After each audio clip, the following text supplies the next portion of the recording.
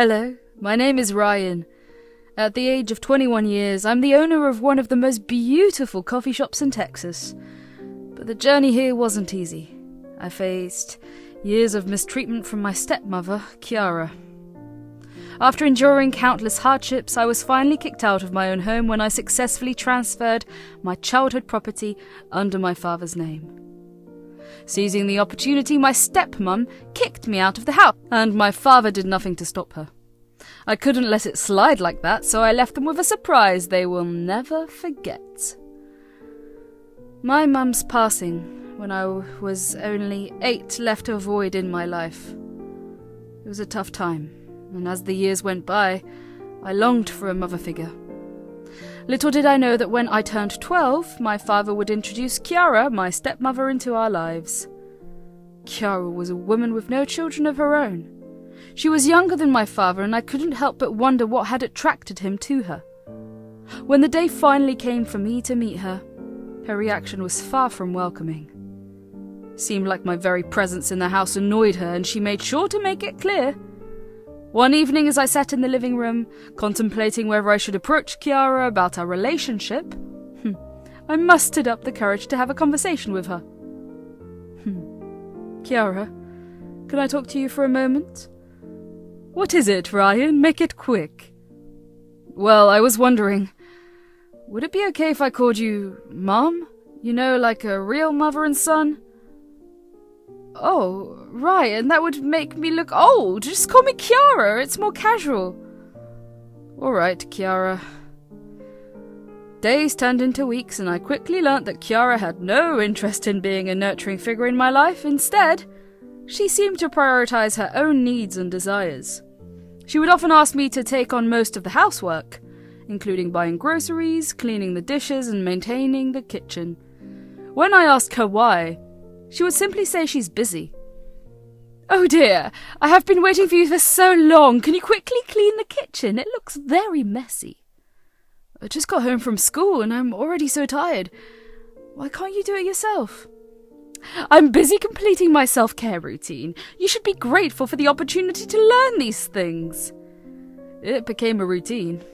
I would come home from school, exhausted and longing for some respite, only to be greeted with a list of chores. While Kiara lounged around in the living room, I would take on the responsibilities, feeling the weight of the unfairness in my chest. As time went on, the pattern of Kiara's behaviour became more apparent to me. I couldn't ignore the fact that she would spend all the money my father provided on lavish shopping sprees and extravagant parties. Frustrated and feeling the weight of my own needs, I mustered up the courage to approach Kiara for a small allowance. One evening, after a long day of managing my studies and house chores, I found Kiara sitting in the dining room, engrossed in her phone.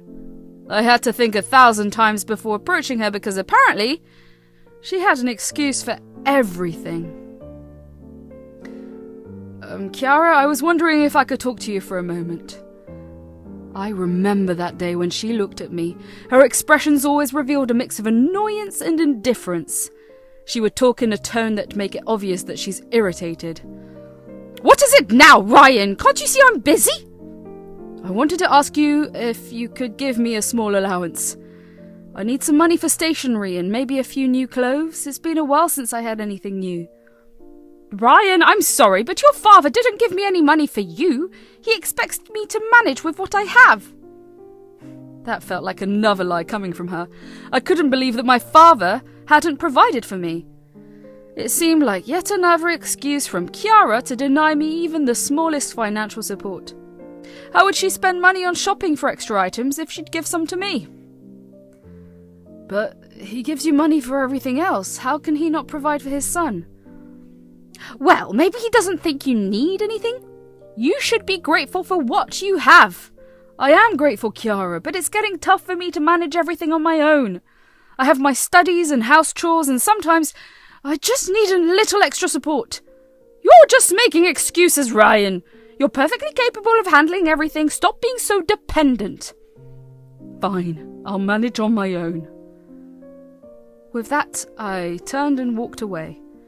I was just 15 when she was doing and saying all that to me. She was much older than me and relied on my dad for money, but when it came to me, she thought I could manage everything myself and that I was too dependent on her. I retreated to my room, finding solace in my books and the escape they provided from the difficult reality of my home life. In those moments, I felt an even stronger determination to change my circumstances, to find a way to break free from the toxic environment I had endured for far too long. As time went on, I realized that I needed to find my way out of the situation. But I believed that was not possible until I turned a little older. I'd spend more and more time outside of the house. And to my luck, I also found a part-time job at the time. I worked as an employee in a supermarket. That helped me handle my basic expenses. At the age of 20, feeling the weight of responsibility and a desire to help my father, I made the difficult decision to transfer the ownership of our childhood house to him. It was given to me by my mum before she died as a gift for my 7th birthday. I hoped that this act would bring stability and security to our lives. However, when Kiara, my stepmother, found out about the transfer, her reaction was far from what I had anticipated. Kiara sat me down, her expression filled with urgency and manipulation. She began by painting a bleak picture of my father's financial crisis, emphasizing how dire the situation had become. Her words were carefully crafted to evoke sympathy and guilt. "What do you mean, Kiara? Is Dad really in such a financial crisis? I had no idea things were this bad." "Oh, Ryan, it's worse than you can imagine. Your father is drowning in debt. We have mounting bills, loans, and no way out. The only way to save us is by using the house." "The house? That's all we have left from my childhood. Are you saying that transferring that ownership to Dad would help solve everything?" "Yes, Ryan. It's our only lifeline. The house has significant value, and by transferring it to your father, he can use it as a collateral to secure a loan and pay off our debts. It's the only way to prevent complete financial ruin."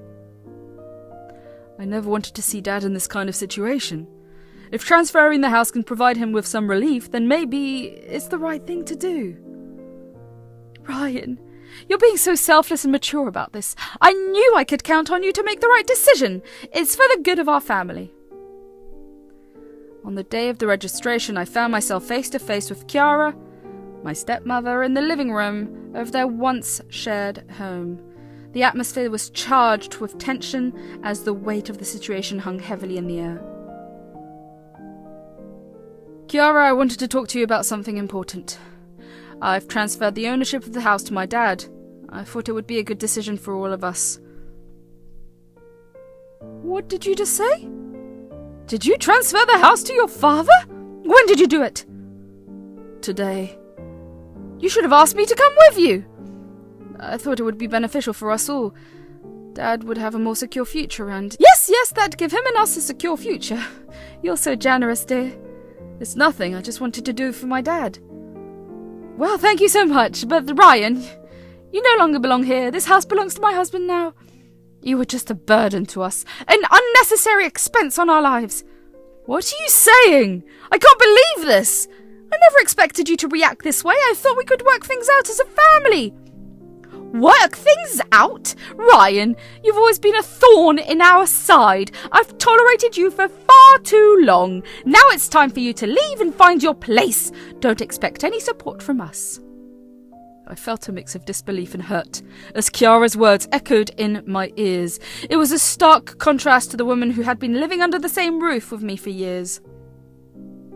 My father, who had remained silent through the conversation, seemed to offer no resistance to Kiara's hurtful actions. "Dad, don't you have anything to say on this? Do you also want me to get out of the house? This is my house as much as it is yours. Why are you both treating me this way?" "I'm sorry, Ryan. It's Kiara's decision and she knows what's best for you. And my child, this can be a great opportunity for you to learn and grow. You'll step out of the house and learn how to stand on your feet and how to live independently. Every child wants that, right? We are giving you freedom without you asking for it." "But Dad, don't you think I'm too young to be kicked out of the house?" "We are not kicking you out, and you are not that young. This is an age for you to work and pay your expenses without depending on your parents. We can't provide for you forever, my child. We also need to provide for ourselves. Besides that, your expenses do add up a lot. Exactly, that's what I'm trying to say. You are old enough to live by yourself. Fine. If that's how you want it, I'll leave. But just remember, Kiara, that your true colours have been exposed today. I never asked for much, just a little care and understanding. It took me a lot of time to process that thing. I knew it was coming my way. But that was too fast. I gathered my belongings and walked out of the house that had once been my sanctuary. As I closed the door behind me that day, I couldn't help but feel a mixture of relief and determination. I knew that I deserved better than the toxic environment that had consumed my childhood, and now I had the chance to create a life filled with happiness and fulfillment. On my terms. I, however, had already planned my revenge. While transferring the property, I had secretly taken out a loan against the house, a loan I had no intention of repaying. This calculated move would lead to the house being seized by the bank, leaving Kiara and my mother without a place to call home. Filled with a mix of relief and determination, I made a bold decision. With the money from the loan, I decided to take a leap of faith and pursue my long-held dream of opening a small coffee shop. It was my way of turning the page, leaving behind the painful memories and building a new life filled with happiness and fulfillment. With unwavering determination, I poured my heart and soul into my new venture. Opening the coffee shop wasn't easy, but I knew that this was my chance to create something of my own, a place where I could find solace and share my passion for coffee with others. As the aroma of freshly brewed coffee filled the air in my cozy shop, I found a sense of belonging and purpose. The small coffee shop became a haven, not just for me, but for the community as well. People flocked to my shop, drawn not only by the excellent coffee, but also by the warm and inviting atmosphere that I had created. Meanwhile, as time passed, Kiara and my father faced the consequences of their actions. As the bankers seized the house a year after my calculated revenge, I received an unexpected visit from my father and stepmother, Kiara. It was evident from their expressions that they were angry, and their accusatory words immediately filled the room. "Hello, Dad, Kiara. To what do I owe this visit?" "Cut the act, Ryan! We've just lost our home, and it's all because of you!" "Well, isn't that interesting? Losing a home that wasn't rightfully yours to begin with, I simply transferred the property to Dad's name as a gesture of security for his future." "Ryan, you have no idea what you've done. We trusted you and you've ruined everything." "Oh, trust, Dad? That's an interesting word coming from you. You trusted Kiara, didn't you? Even after you made it abundantly clear that I was nothing but a nuisance to her." "Don't you dare blame me for your inadequacies, Ryan." "Inadequacies? Perhaps. But I was a child, Kiara. A child who deserved a caring mother figure, not someone who treated me with such disdain. All the money Dad provided for you was spent on shopping sprees and parties while I had to scrape by." "Ryan? I didn't realize how much you were suffering. I'm sorry for failing you." "It's not just about the past, Dad. It's about the choices you both made. You enabled her behavior, and I couldn't continue living in a toxic environment." "Well, congratulations, Ryan. You got your revenge. Happy now?" "Revenge? No, Kiara. I didn't seek revenge to make myself happy. I did it to break free from the chains of your cruelty. You both deserve the consequences of your actions." "Ryan, what are you going to do now?" "I've started my own coffee shop, Dad. I used the money from the loan I took out on the house. It's a fresh start. A chance for me to build a life where I can find happiness and leave behind the painful memories." "Good luck with your little coffee shop, Ryan. It won't amount to anything." "Well, see, Kiara, I've learnt that true revenge lies in finding success and happiness despite adversity. And as for you, Dad, it's not too late to make amends." As time went by, my coffee shop blossomed, becoming a haven where people found good food and joy. It was through this newfound success that I discovered the true meaning of revenge, finding my own path to happiness and prosperity, leaving the pain of my past behind. Months turned into seasons, and my father and stepmother would occasionally visit my coffee shop, their faces filled with regret and longing. They would plead with me, asking to be taken back, believing they had suffered enough for their actions. But for me, that was never an option. Not after all they had put me through. What brings you both here? Have you come to realize the consequences of your actions? Ryan, we've suffered enough. We miss you and we want you back. Please let us make amends. Make amends? You both treated me with disdain and cruelty for years. I endured countless hardships under this roof. Do you honestly think a simple plea for forgiveness erases all that pain? Ryan! Your mother's passing was hard on all of us. Kiara and I made mistakes, but we're willing to change. Please give us a chance. Change should have come back when you saw how Kiara treated me, Dad. But it didn't. I won't let myself be dragged back into that toxic environment. I've built something for myself now, and I won't sacrifice my happiness for you both. You were always such a good kid, Ryan. We let you down, but we're willing to do anything to make it right. You had your chance, Kiara. Now it's time to face the consequences of your actions. The house you kicked me out of, the house that once belonged to us, has been seized by the bank. It was a surprise I left for you both. What? How could you do such a thing? It was my way of finally breaking free from the pain you caused me. I took the money from the loan on the house and started this coffee shop. I found my own path to success, happiness and independence. And so I moved forward, leaving behind the toxic environment that had consumed my childhood. My dad and Kiara have lost the house, but in the end, it was I who had gained freedom and a chance to create a life filled with contentment and peace.